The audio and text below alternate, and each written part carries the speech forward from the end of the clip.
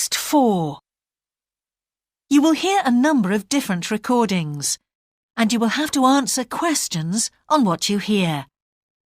There will be time for you to read the instructions and questions, and you will have a chance to check your work. All the recordings will be played once only. The test is in 4 sections. At the end of the test, you will be given 10 minutes to transfer your answers to an answer sheet. Now turn to Section 1. Section 1. You will hear a man asking for information about health services in the place where he is living. First, you have some time to look at questions 1 to 6.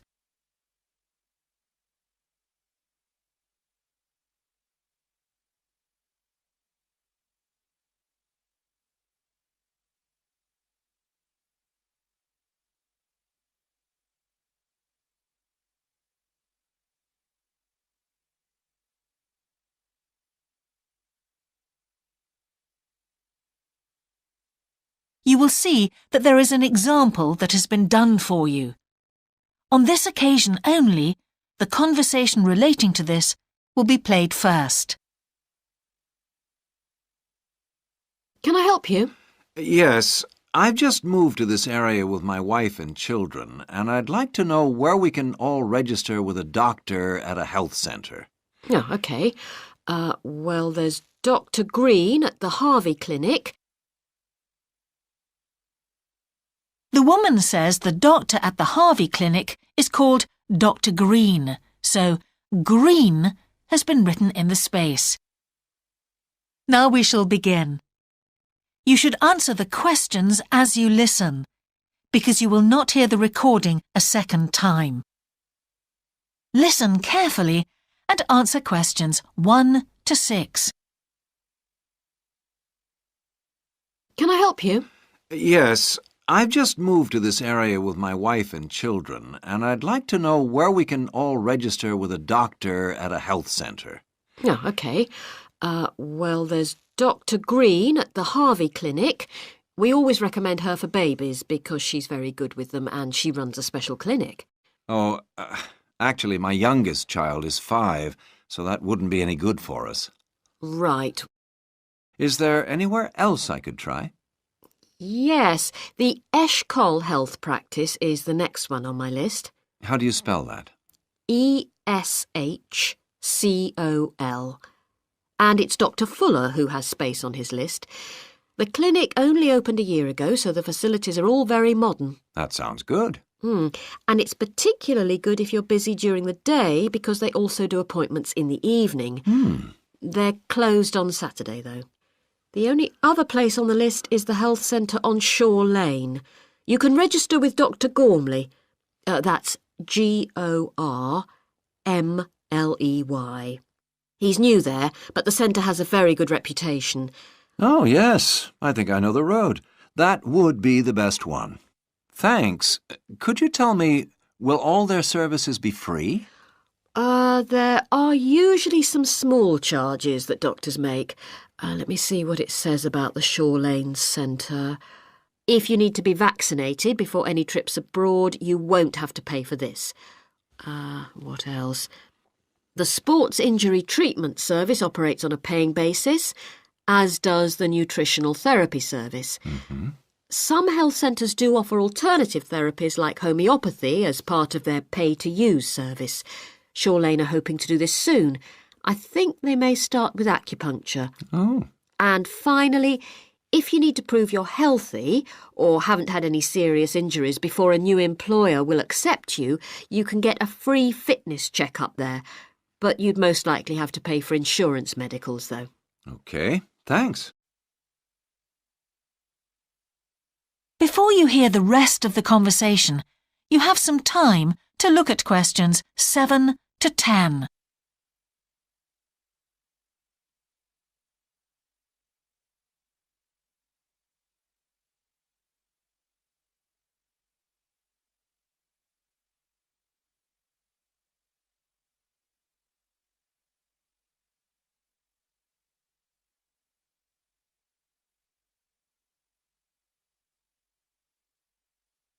Now listen and answer questions 7 to 10. You might also be interested to know the centre is running a pilot scheme of talks for patients. I've got the list here. Actually, they look very interesting. What sort of things? Well, the first one's about giving up smoking. It's next week, the 25th of February at 7 p.m, and that's in room 4. It says the talk will stress the health benefits, particularly for people with asthma or heart disease. That sounds very interesting. There's also a talk for families with children. It's on healthy eating and takes place on the 1st of March at 5 o'clock. Will that be at the health centre? Actually, it's at the primary school on Shore Lane. I imagine they're inviting the parents of pupils there. It says here, all welcome. I might go to that if I have time. There's a couple of other talks. One giving advice about how to avoid injuries while doing exercise. It's on the 9th of March. Oh, it's a late afternoon talk at 4:30, and it'll be in room 6. It also says the talk is suitable for all ages. And finally, there's a talk called Stress Management, which is on the... That is the end of section 1. You now have half a minute to check your answers.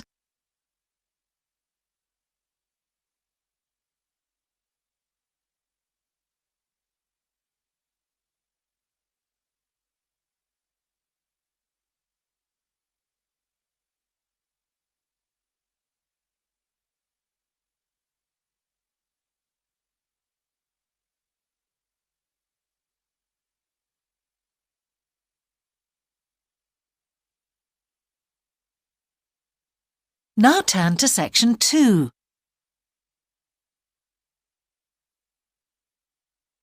Section 2. You will hear a man who owns a holiday home talking on the phone to a woman who is staying there. First, you have some time to look at questions 11 to 13.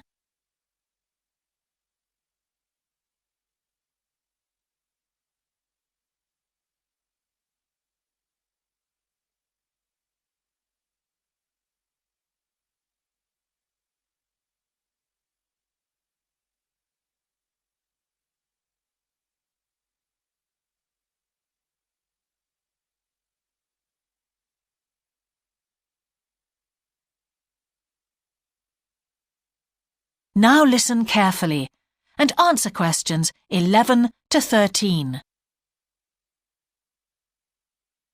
Hello? Hi, it's Laura Carlton here. We've just arrived at the holiday flat, but I can't get the hot water and heating to work. Oh, right. That's easy. Don't worry. In the upstairs cupboard, you'll find the water heater. You'll see 3 main controls on the left at the bottom of the heater. The first one, the round one on the far left, is the most important one for the heating and hot water. It's the main control switch. Make sure it's in the on position.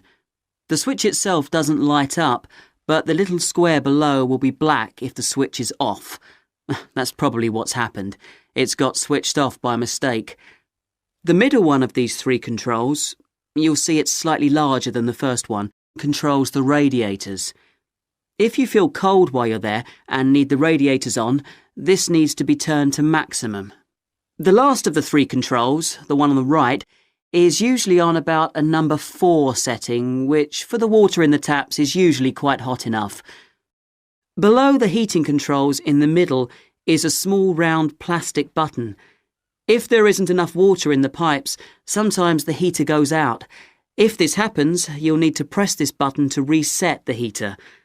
Hold it in for about 5 seconds and the heater should come on again. Then there's a little square indicator under the 3rd knob that's a kind of alarm light. It'll flash if you need to reset the heater. It sounds complicated. I'm sure you won't have any problems with it. There should be some more instructions on the side of the heater. Call me back if you can't make it work. OK. Before you hear the rest of the conversation, you have some time to look at questions 14 to 20.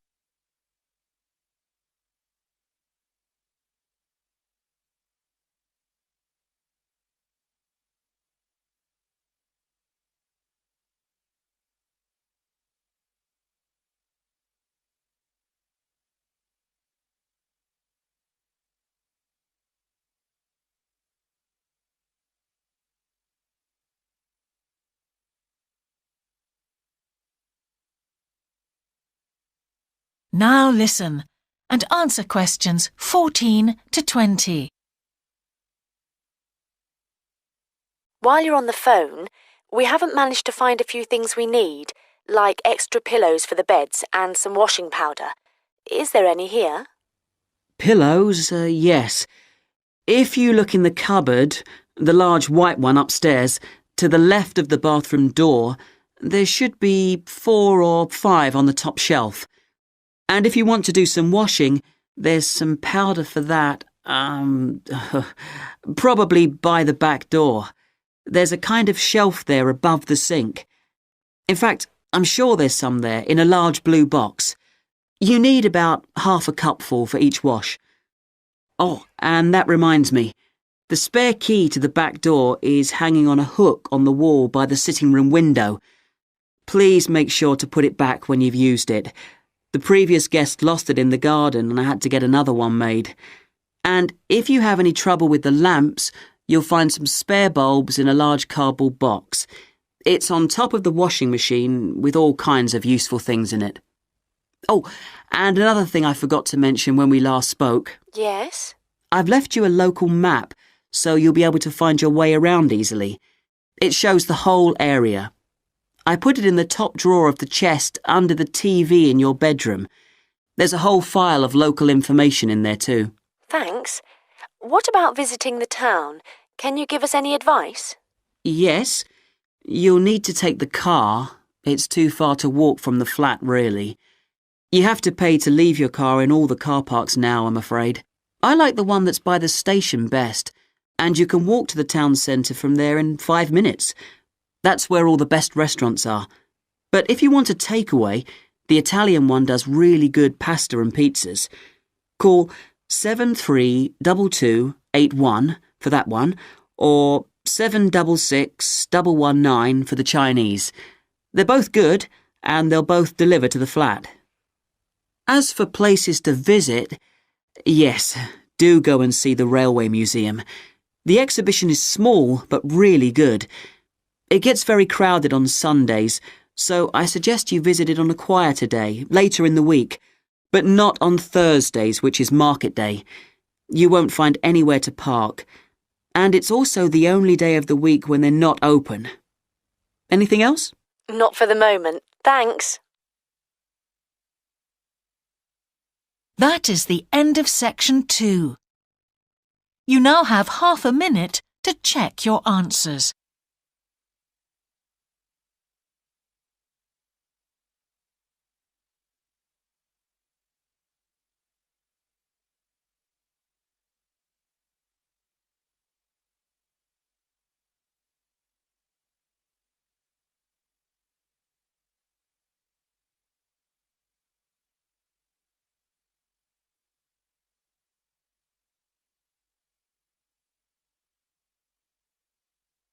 Now turn to section 3.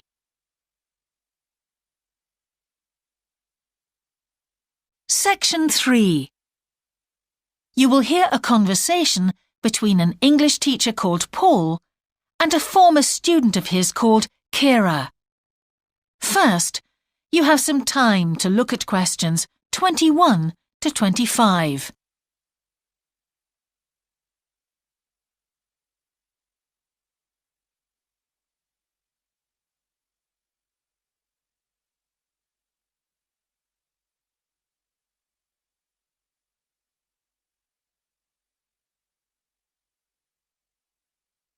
Now listen carefully and answer questions 21 to 25.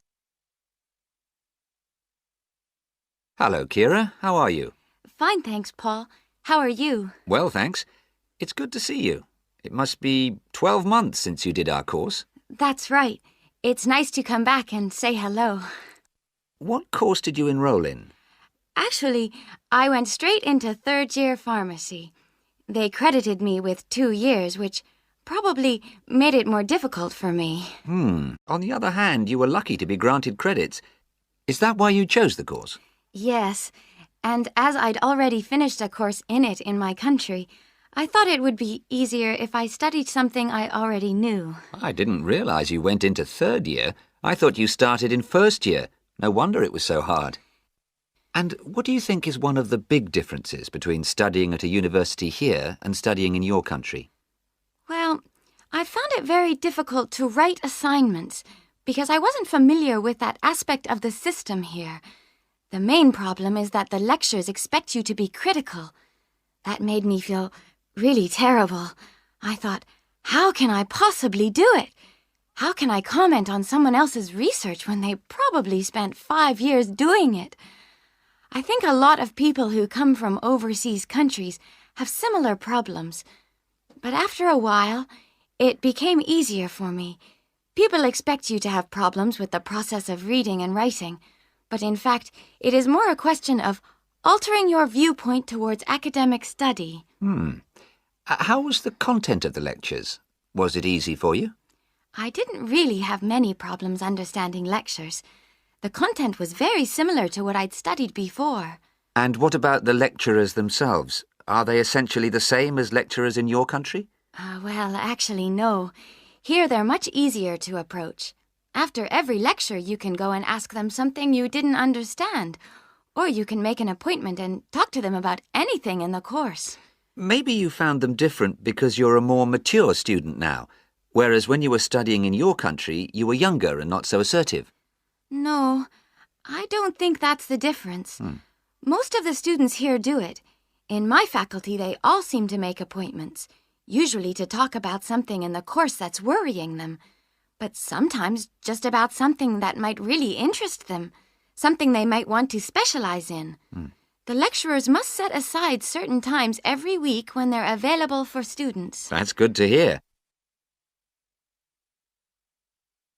Before you hear the rest of the conversation, you have some time to look at questions 26 to 30.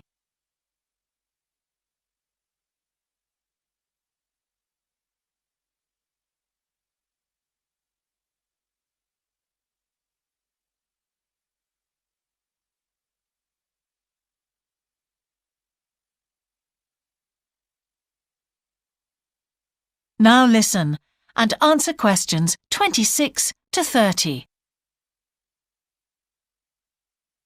And how was your timetable? Was it a very busy year? Oh, very, very busy. They make you work very hard. Apart from lectures, we had practical sessions in a lot of subjects. We did these in small groups.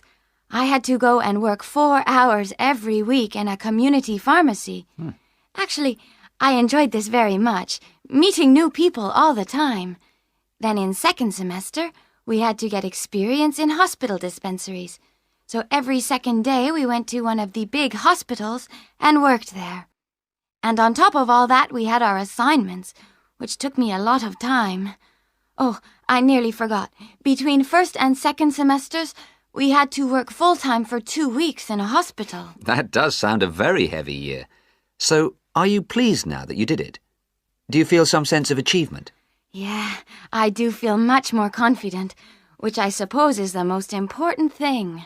And have you got any recommendations for people who are studying from overseas? Well, I suppose they need very good English. It would be much better if they spent more time learning English before they enter the university, because you can be in big trouble if you don't understand what people are saying and you haven't got time to translate. Anything else? Well, as I said before, the biggest problem for me was lack of familiarity with the education system here. It sounds as if it was a real challenge. Congratulations, Kira. Thanks, Paul. That is the end of section 3. You now have half a minute to check your answers.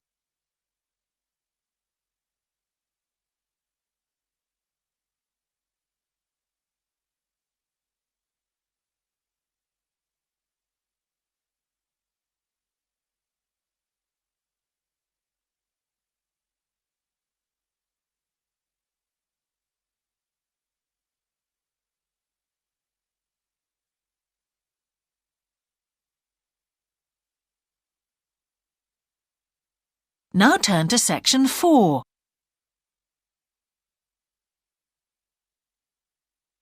Section 4. You will hear a talk about a project on the wildlife found in city gardens in Britain. First, you have some time to look at questions 31 to 40.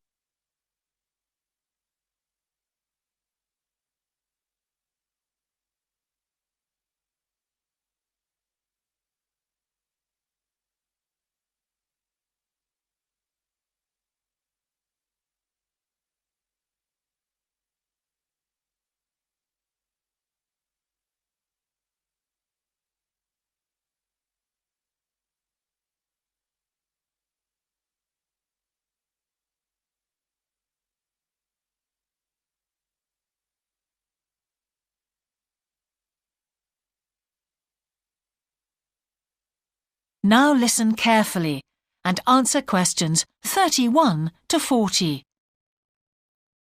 Good morning. Today I'd like to present the findings of our Year 2 project on wildlife found in gardens throughout our city. I'll start by saying something about the background to the project, then talk a little bit about our research techniques, and then indicate some of our interim findings. First of all, how did we choose our topic? Well, there are 4 of us in the group, and one day, while we were discussing a possible focus, 2 of the group mentioned that they had seen yet more sparrowhawks, one of Britain's most interesting birds of prey, in their own city centre gardens, and wondered why they were turning up in these gardens in great numbers. We were all very engaged by the idea of why wild animals would choose to inhabit a city garden. Why is it so popular with wildlife when the countryside itself is becoming less so? The first thing we did was to establish what proportion of the urban land is taken up by private gardens. We estimated that it was about 1/5, and this was endorsed by looking at large-scale usage maps in the town land survey office, 24% to be precise. Our own informal discussions with neighbors and friends led us to believe that many garden owners had interesting experiences to relate regarding wild animal sightings. So we decided to survey garden owners from different areas of the city. Just over 100 of them completed a survey once every 2 weeks for 12 months, ticking off species they had seen from a pro forma list, and adding the names of any rarer ones. Meanwhile, we were doing our own observations in selected gardens throughout the city. We deliberately chose smaller ones because they were by far the most typical in the city. The whole point of the project was to look at the norm, not the exception. Alongside this primary research on urban gardens, we were studying a lot of books about the decline of wild animals in the countryside and thinking of possible causes for this. So what did we find? Well, so much that I just won't have time to tell you about here. If you're interested in reading our more comprehensive findings, we've produced detailed graphic representations on the college website. And, of course, any of the group would be happy to talk to you about them. Just email us. What we've decided to present today is information about just 3 species because we felt these gave a good indication of the processes at work in rural and urban settings as a whole.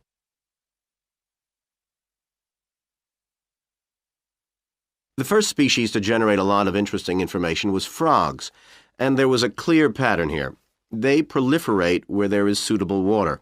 Garden ponds are on the increase, rural ponds are disappearing, leading to massive migration to the towns. Hedgehogs are also finding it easier to live in urban areas, this time because their predators are not finding it quite so attractive to leave their rural environment, so hedgehogs have a better survival rate in cities. We had lots of sightings, so all in all we had no difficulties with our efforts to count their numbers precisely. Our final species is the finest of bird singers, the song thrush. On the decline in the countryside, they are experiencing a resurgence in urban gardens because these days gardeners are buying lots of different plants, which means there's an extensive range of seeds around, which is what they feed on. Another factor is the provision of nesting places, which is actually better in gardens than the countryside. Hard to believe it, but it's true. Incidentally, we discovered that a massive new survey on song thrushes is about to be launched, so you should keep an eye open for that. Now, I'd be happy to answer any questions you may have. That is the end of section 4. You now have half a minute to check your answers.